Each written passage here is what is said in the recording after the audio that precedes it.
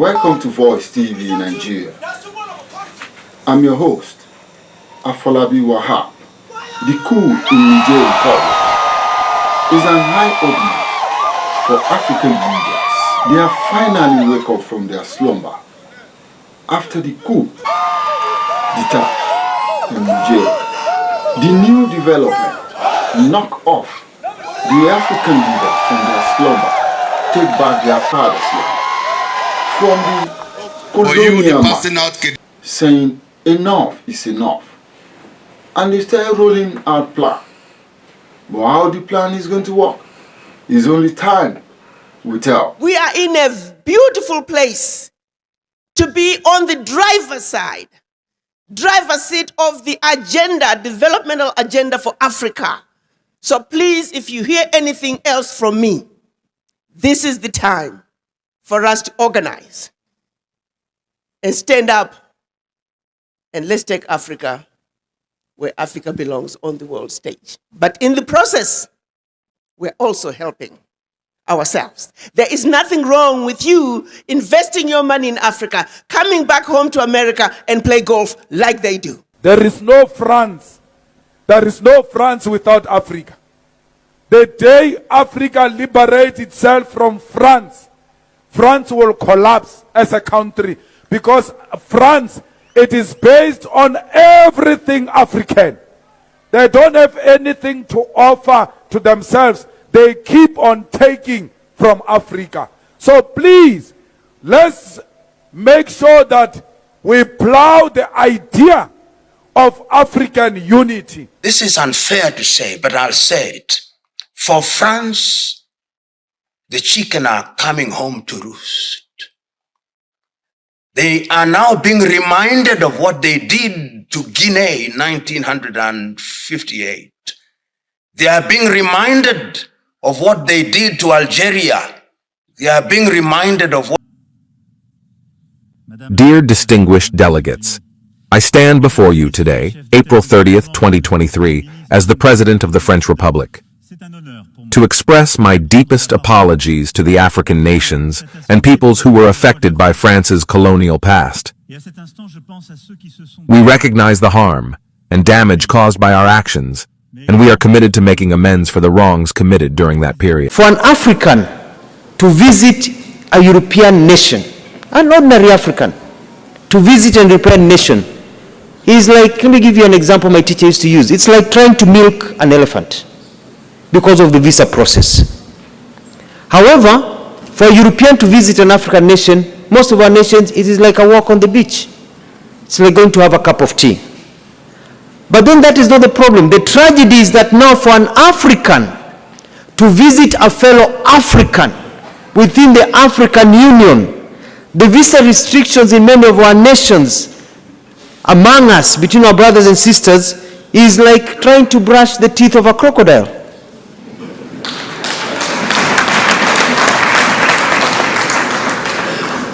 They came, divided us, and they have taught us to keep each other from each other. Then they're mingling with each other and making money and growth. For us to come together as members of the village to address the issues together. With what I know of the issues that are keeping us together, the difficulties that we are having as African diaspora, continental diaspora, and as African diaspora as African Americans, I know many of us have tried to go home to make a difference, and many of us have come back because the conditions on the ground were not conducive to what we wanted to offer. I used to take doctors on medical missions, and you would end up with a whole neurosurgeon, orthopedic surgeon, treating ear infections and sore throats, because that's all they could do. The country did not have the facilities they needed to do what they do best. Now, there are other reasons why some of us have gone home and come back. And I'm going to hit this nail by the head because it's something that we must speak to. When we go to Africa as continental Africans who've been to in my husband's country of Ghana, we call these people like me, Bintus. I've been to America, I've been to Britain. We Bintus, we got issues. We go back home with an attitude. We think just because we've been to, we know more than the ones at home. That attitude has got to change. And it's one of the reasons why many people are not making it when the Bintus go back home. We also have African Americans who go to Africa thinking, I'm going to tell the Africans, I know more than the Africans. Well, guess what? You're wrong. Because Africans have a lot to teach you too. So there's a need for an attitude adjustment. Realization that we have something to offer, but they too have something to offer us.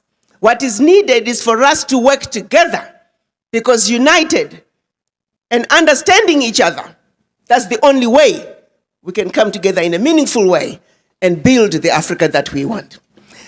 At the African Union Mission, that's one of my mandates, two main mandates. One, to promote Africa in the Americas, and the second one, to bring the diaspora home by any means necessary. With that understanding, I sat down to ask myself, how then do I go about, one, taking this very diverse, interesting group of people who don't like each other? How do I go about bringing them together so we can go home? Looking at the issues that we are dealing with on this side of the Atlantic as well as the opposite side, I came to the conclusion that the only way we can effectively go back home as African diaspora to accomplish two things. One, yes, to bring the expertise that is needed, but two, I remember 2 years ago, President Trump was addressing the African heads of states, and he said, I don't know why you guys are poor. My friends go to Africa poor, they come back rich. Are you with me? So for those who think the African heads of states are calling you to come home because they just want your money, wrong. We are saying, if you don't show up and you stand up and be counted, next time the contracts go to the Chinese, shut up. How do we give you contracts when we don't know where you are? How do we know about your business when you don't stand up? And that is the challenge the African heads of states are running into. Next Tuesday, I think Monday, Tuesday, Wednesday, there's a conference going on in Nairobi. Former Prime Minister of Kenya, Raila Odinga, is now over infrastructure. His advisor one of the Afro-Champion advisors called me and said, Ambassador, we need you to put together a coalition of African diaspora who can come in and be together with Afro-Champions, be the first to know of the projects, the developmental projects that are going on in Africa. There is nothing wrong with diaspora organizations building the next Cape to Cairo highway, the next Cape to Cairo high-speed train. You can only get those contracts when you are on the table. You heard my sister talk about, what did you call it? Chamber of Commerce. Right. Pan-African Chamber of Commerce. Pan-African Chamber of Commerce, but even when you talk about the single currency, when we have, there's something else you talked about, I just can't think right now. These are all opportunities that are going to happen in Africa at a continental level. You got to realize, because of the African Continental Free Trade Area, for the first time ever, Africa is going to, the developmental agenda for Africa, we are looking at it as Africa, not as 55 different countries. So this is a tremendous entry point, that if you diaspora, if we don't organize, we are going to miss out. The heads of states are saying the diaspora must be in the front along with the Afro-champions. They are wanting to create a space for us. We got our 22nd ratification, which is what we needed in order for implementation to begin, was 2 weeks ago. We are talking of a baby who has just been born. I want everybody to be clear about that. We are in a beautiful place to be on the driver's side, driver's seat of the agenda, developmental agenda for Africa. So please, if you hear anything else from me, this is the time for us to organize and stand up, and let's take Africa where Africa belongs on the world stage. But in the process, we're also helping ourselves. There is nothing wrong with you investing your money in Africa, coming back home to America and play golf like they do. That's what we want you to do. So don't look at it any other way. It's a win-win situation. So with that in mind, in Washington, we set out to then say, where do we begin? Fortunately for us, first it was the president of Zambia. He stood up and he gave us 135 hectares of land, which is about 300 acres.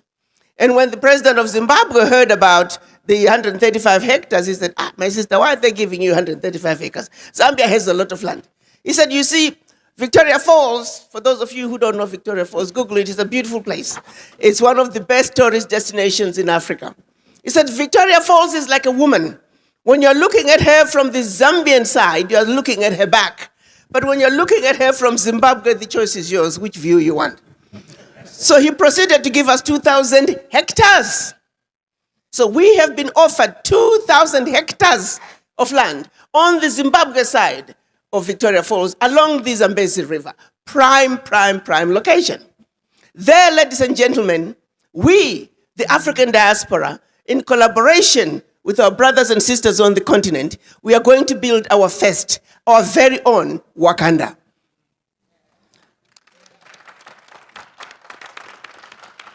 We're calling it African Diaspora Centers of Excellence. Why are we building Wakanda? Money alone is not enough to bring change, sustainable change that Africa needs. Capacity building is where it is at. Most of you may not realize that Africa today needs 1.2 million doctors. If all the diaspora, continental Africans and African American doctors were to go home to Africa today, we're only going to meet about 30% of the need.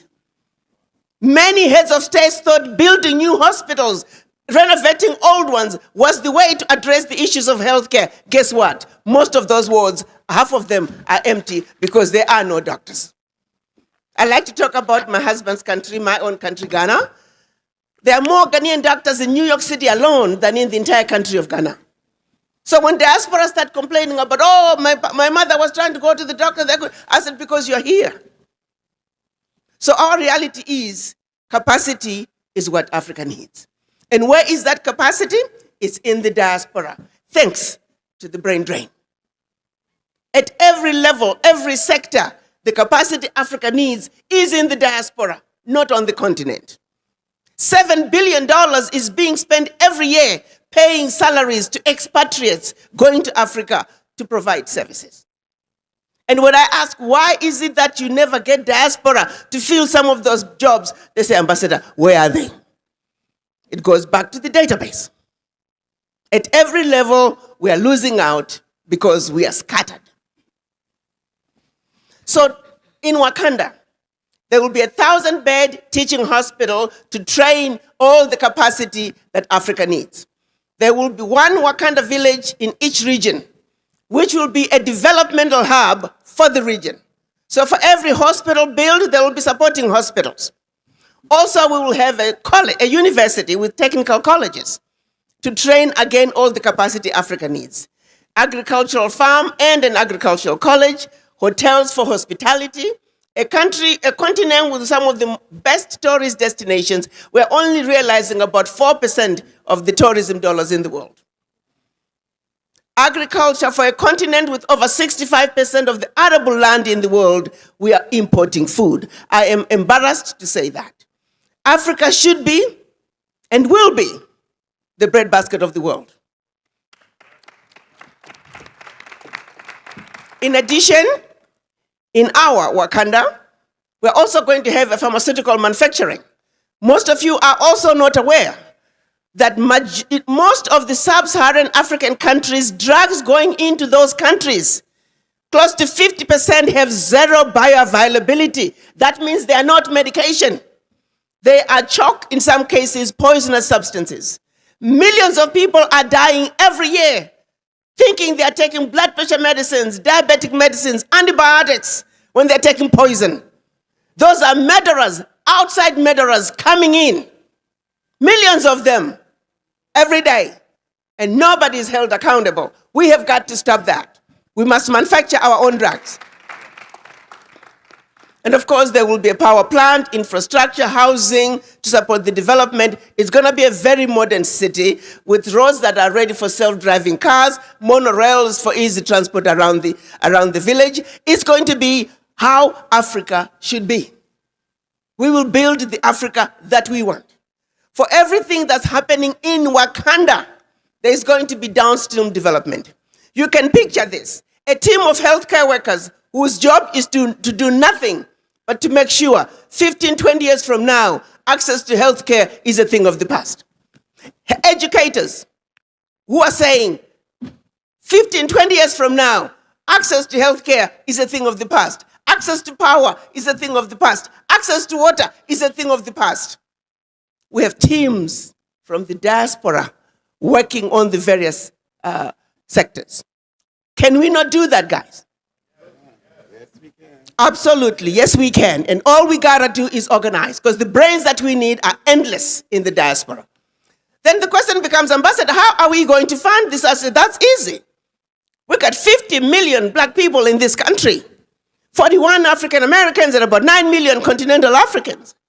If I just get 1 million of those to put aside $1,000 a year, that's $1 billion. Can we not do that? If I take 5 million, now we're only down to $200 a year. And we got $1 billion. And we take that money, we leverage it and just keep it in the account. Don't touch it, just leverage it. And not put another penny. We can get $1 billion every year out of that money to build Wakanda. Can we not do that? Can I get an amen? Amen. Hallelujah. We can do this. We want the NGOs out of our countries. We want no more aid. Aid is killing us. We don't need aid because we are very capable of taking care of ourselves. Especially you, us, diaspora, to whom much is given, much is expected. We can do this. We live in this wonderful, great country. When my last conversation with Chairman Zuma, she said to me, my sister, if sustainable development is going to come to Africa, it's going to be brought by the diaspora. But not just any diaspora, the diaspora in America. The diaspora in America. Think about it. There's something unique about being a diaspora in this country. We already live as Americans, not as Californians, not as Floridians, but Americans. Subconsciously, we're already integrated. So moving into Africa is a piece of cake. So the African leaders and my chairman, Musa Faki Mahamat, they're very clear that in order for Africa to move forward, the children of Africa in the diaspora must be front, middle, and end of it all. This is unfair to say, but I'll say it. For France, the chicken are coming home to roost. They are now being reminded of what they did to Guinea in 1958. They are being reminded of what they did to Algeria. They are being reminded of what they did in Indonesia and other parts of the world. I hope that this very painful lesson is going to send a clear message to the French administration that the time is now to accept and acknowledge that the injustices that are inbuilt in the French system will be dealt with and dealt with satisfactorily with people participation. There is no France. There is no France without Africa. The day Africa liberates itself from France, France will collapse as a country because France it is based on everything African. They don't have anything to offer to themselves. They keep on taking from Africa. So please, let's make sure that we plow the idea of African unity. We may not be there when Africa gets one president, but we'll be the ones who have planted that idea amongst our children. You hate Africans, but you don't hate the Chinese. You always say the Africans are taking your jobs. Stop being used on black violence. Stop being used on an anti-black agenda. Love yourself, and once you love yourself, you love another black person. Now an African who threatens me. African. Like it anale musadi waka, like bonale Nigeria, agena tabale lona shem. Yala le na ukara le babona ma Nigeria le achuwe so. Don't be scared. We are one thing that was divided by colonialists because they were threatened by the unity of Africans. Can you imagine there is an African currency? Barunal currency ya Africa. That currency is going to be more powerful than the dollar itself because that currency will be backed by the minerals of Africa. Today, the pound of Britain is one of the strongest currencies. Why? Backed by gold. But when you go to Britain, there is no gold mine. But they've got the biggest gold reserves all over the world. Because they come take it here, they came and stole it here, and they've stored it there.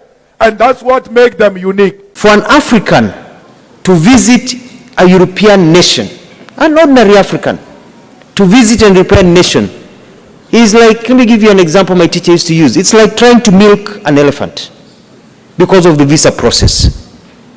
However, for a European to visit an African nation, most of our nations, it is like a walk on the beach. It's like going to have a cup of tea.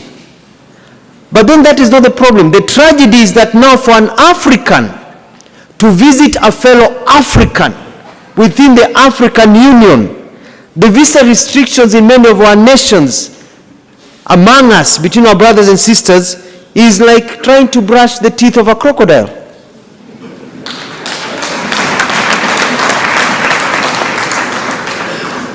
They came, divided us, and they have taught us to keep each other from each other. Then they're mingling with each other and making money and growing, but they have taught us to hate each other. But for us to really enjoy the true economic benefits of the Africa Continental Free Trade Area, we need to behave like the Europeans and allow for the free movement of people and trade. To this end, in our contribution to this continental aspiration, Kenya is committed to progressively, and we are moving very fast by the end of this year, to abolish visas to citizens from African Union member states to make it easier to invest and do business in Kenya and across the continent. We are going to open the borders of Kenya. We do not fear our fellow Africans. Come, travel to Kenya. Live, do business in Kenya. Trade, make money in Kenya.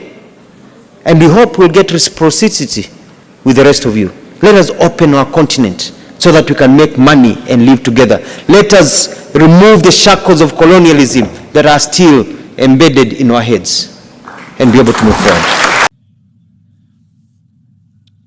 Monsieur le Président de l'Assemblée Générale, Dear distinguished delegates, I stand before you today, April 30th, 2023, as the President of the French Republic, to express my deepest apologies to the African nations and peoples who were affected by France's colonial past. We recognize the harm and damage caused by our actions, and we are committed to making amends for the wrongs committed during that period. To the people of Algeria, I apologize for the harm caused by our colonization. We acknowledge the historical injustices committed during that period, as well as the pain and trauma that we continue to cause. We pledge to work towards healing and reconciliation with the Algerian people, and to foster a new relationship based on mutual respect and understanding. To the people of Benin, we deeply regret the harm caused by France's abhorrent actions. We acknowledge the exploitation of your resources and culture and the deep scars left by colonialism. We apologize for the damage done and commit to working towards a new relationship with the people of Benin based on absolute respect. To the people of Burkina Faso, we apologize for the harm caused by France's repugnant colonization. We acknowledge the exploitation of your resources and culture and the deep scars left behind by our evil deeds. We pledge to work towards atonement because words alone is not enough. To the people of Cameroon, we express our deepest apologies for the generational harm caused by France's atrocious actions. We acknowledge the exploitation of your resources and culture and the cruelty you experienced through colonialism. We seek forgiveness not only in words, but also through the actions we take in the future. To the people of Central African Republic, we express our deepest apologies for the lack of human rights resulting from France's sickening participation. We acknowledge the exploitation of your resources and culture and the unforgivable treatment you endured through colonialism. We apologize for the damage done and commit to working towards a new relationship with the people of Central African Republic based on cooperation. To the people of Chad, we apologize for the devastation caused by France's brutal colonization. We take responsibility for the exploitation of your resources and culture and the draconian treatment you endured through colonialism. We apologize for the damage done and commit to working towards a new relationship with the people of Chad based on respect. To the people of Comoros, we apologize for the callous disregard of your rights during France's hideous colonization. We acknowledge the exploitation of your resources and culture and the devilish treatment you endured through colonialism. We apologize for the damage done and commit to working towards a new relationship with the people of Comoros based on respect. To the people of Côte d'Ivoire, we deeply regret the harm caused by France's inhumane acts of colonization. We acknowledge the exploitation and horror you endured through colonialism. We apologize for the damage done and commit to working towards a new relationship with the people of Côte d'Ivoire based on absolute respect. To the people of Djibouti, we apologize for the harm caused by France's despicable colonization of your country. We acknowledge the exploitation of your resources and culture and the ugly scars left by colonialism. We pledge to work towards healing and reconciliation with the people of Djibouti and to fostering a new relationship based on mutual respect and cooperation. To the people of Guinea, I apologize for the devastation caused by our barbaric colonization. We acknowledge the historical injustices committed during that period, as well as the pain and trauma that we continue to cause. We pledge to work towards healing and reconciliation with the people of Guinea, and to foster a new relationship based on mutual respect and understanding.